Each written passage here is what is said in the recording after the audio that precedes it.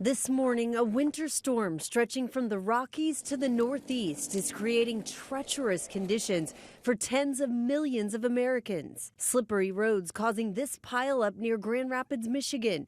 More than a dozen vehicles involved. Wind chills in the Midwest this morning dropping to 45 below zero. But the big concern? Heavy snow and ice spreading across the deep South. Emergencies declared from Louisiana to Georgia. New Orleans preparing for something it hardly ever sees, 1 to 3 inches of snow. I'm told that this hasn't happened in our city, documented definitely since 1963, but it also has the potential to exceed anywhere from the 1900s, I believe. Airports in Houston closed. Thousands of flights canceled or delayed due to the storm. This is a serious Arctic blast. It's dangerous. It's life-threatening. We don't do cold and we don't do ice well. Meanwhile, in the West, severe fire danger today. Winds could hit 100 miles per hour in parts of Southern California. Flying embers from a wildfire can destroy homes for over a mile away.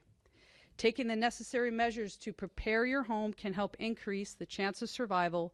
Rhiannon Alley, ABC News, New York.